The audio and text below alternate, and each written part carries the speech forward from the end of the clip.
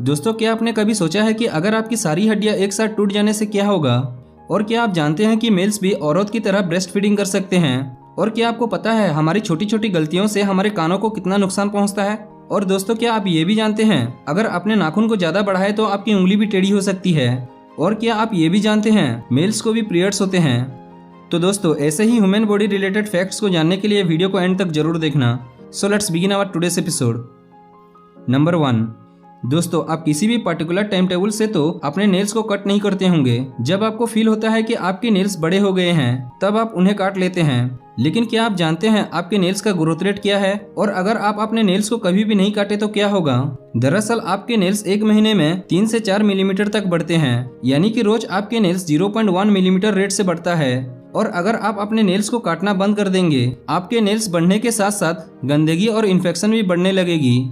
श्रीधर चिल्लल एक ऐसा व्यक्ति हैं जिन्होंने 67 साल तक अपने लेफ्ट हैंड के नेल्स को नहीं काटा था, इसलिए इनका नाम Guinness book of world record में भी मौजूद है। और इन 67 सालों में इनका नेल्स का लेंथ 909 सेंटीमीटर हो गई थी। लेकिन इन 909 सेंटीमीटर नेल्स का वजन इतना बढ़ गया था कि उनकी हाथ की उंगली टेढ़ी पड़ गई थी। और तो और नेल्स की वजह से उनकी बॉडी के लेफ्ट साइड के नर्व्स भी डैमेज होने लगी थी, जिसकी वजह से उनके लेफ्ट ईयर के हियरिंग एबिलिटी भी खत्म हो गई थी। नंबर 2। हमारी बॉडी को सपोर्ट करने के लिए और उसको स्ट्रेट रखने में हमारी स्केलेटन सिस्टम की 206 से 206 हड्डियां बहुत ही इंपॉर्टेंट रोल प्ले करती है। लेकिन आपने कभी सोचा है कि आपकी बॉडी की सभी हड्डियां एक साथ टूट जाने से क्या होगा? जितना सुनने में ये डरावना लग रहा है, असल में उससे भी खतरनाक है। 2011 के एक 22 साल का लड़का एक बिल्डिंग के 9th फ्लोर से गिर गया था, जिसकी ऊंचाई लगभग 100 फीट थी। लकीली उस लड़के की जान भी बच गई थी, लेकिन उसकी बॉडी की सारी हड्डियां टूट गई थी। 3 महीने ट्रीटमेंट के बाद वो लड़का पूरी तरह से ठीक नहीं हो पाया और ना ही उसकी सारी हड्डियां वापस से रिकवर हो पाए। नंबर 3। वैसे तो बेड से उठने का मन तो किसी का नहीं करता, लेकिन क्या होगा अगर कोई आपको 2 महीने तक बेड पर रहने के लिए कहे और $19,000 यानी 15 लाख रुपया दे?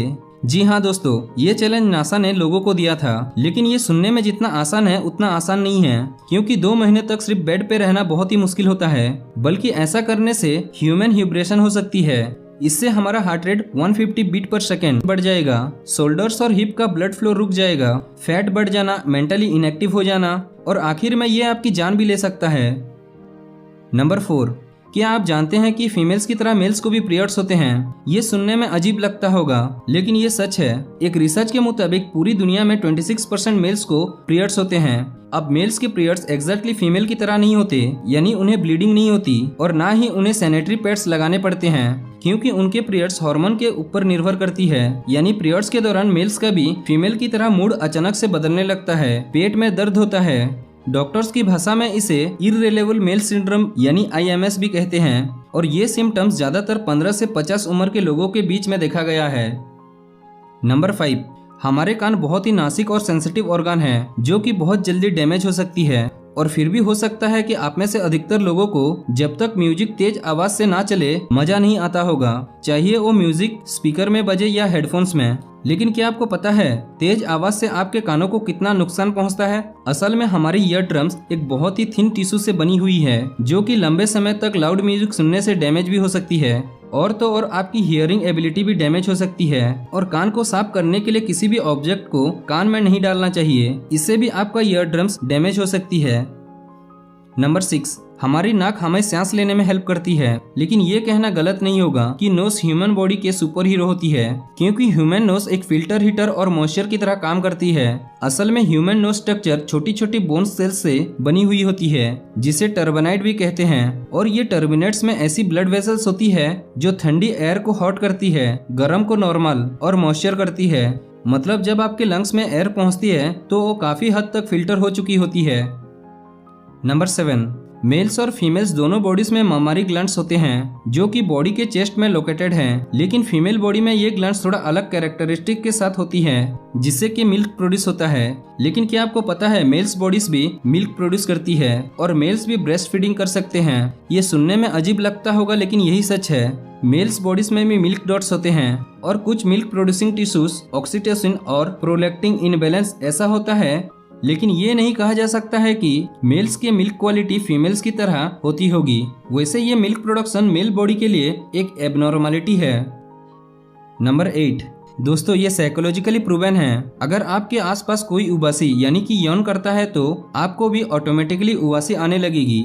लेकिन क्या आपको पता है ये झमाई लेना बॉडी के लिए बहुत ही जरूरी होता है, क्योंकि झमाई लेने से ह्यूमन ब्रेन का टेम्परेचर रेगुलेट होता है और बॉडी एक्टिव रहती है और बॉडी के अंदर ऑक्सीजन सही फ्लो से होता रहता है। तो दोस्तों सोचो, एक छोटी सी दिखने वाली एक्टिविटी आपकी बॉडी के अच्छे फंक्शनिंग में कितना ज्यादा कंट्रीब्यूट करती है।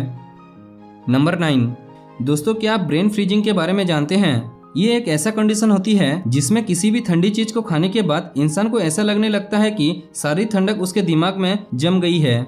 इस ब्रेन फ्रीज कंडीशन को मेडिकल टर्म में ये कहते हैं स्पानोपालेटन गंगलिया न्यूरोलॉजिया कहते हैं। वैसे तो ये कंडीशन ज्यादा डेंजरस नहीं होती है, ब्रेन फ्रीज के दौरान बस कभी कभी हेडेक हो जाती है। नंबर 10, जब आपको हिचकियां आती हैं तो आपको कहा जाता है कि जरूर आपको कोई ना कोई याद कर रहा होगा। लेकिन क्या आपको पता है हिचकियां आने का बायोलॉजिकल रीजन क्या होता है? असल में ह्यूमन बॉडी के लंग्स के नीचे डायफ्राम मसल्स होती है जो चेस्ट के कैविटी से एब्डोमेन को अलग करती है और जहां डायफ्राम वॉलंटरली कनेक्ट हुई होती है, तो इसी वजह से वोकल कॉर्ड्स बंद हो जाते हैं और जिस वजह से हिचकियां की आवाज आती रहती है, इसलिए इन्हें हिकअप्स भी कहा जाता है। हिचकियां मिनिमम 2 से 3 मिनट तक या मैक्सिमम 48 घंटे तक हो सकती है। लेकिन चार्ल्स ऑसबॉर्न एक ऐसा व्यक्ति हैं जिनको हिचकियां सबसे लंबा समय तक हुआ था। उनको 68 सालों तक लगातार हिचकियां आती रहती थी, इसलिए इनका नाम Guinness book of world record में भी है।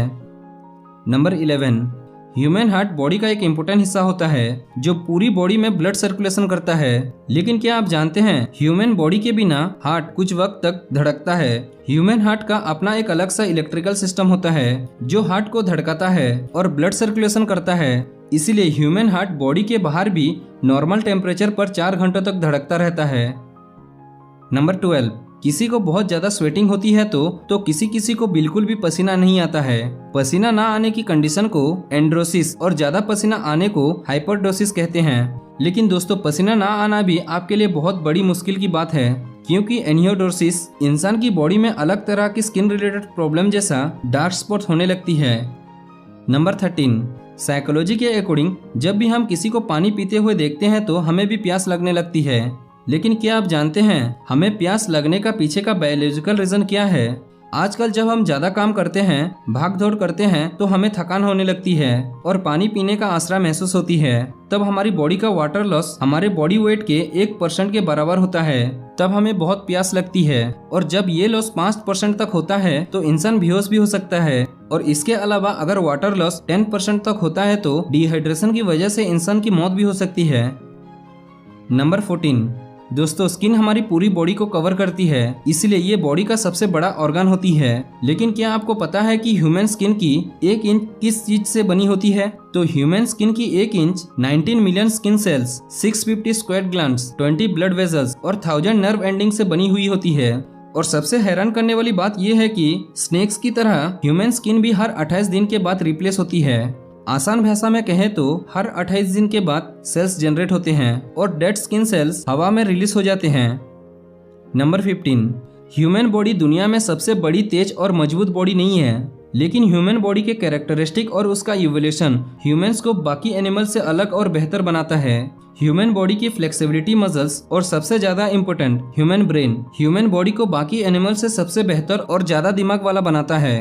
ह्यूमन बॉडी का सही पोस्चर, वेट और ब्रेन टेक्निक ह्यूमंस को हर प्रॉब्लम का सॉल्यूशन ढूंढने के लिए काफी है। तो दोस्तों अगर आपको ये वीडियो अच्छा लगने से वीडियो को लाइक और शेयर जरूर करना। ऐसा ही इंटरेस्टिंग वीडियोस देखने के लिए चैनल को सब्सक्राइब करना। मिलते हैं अगली वीडियो में। Thank you, have a nice day.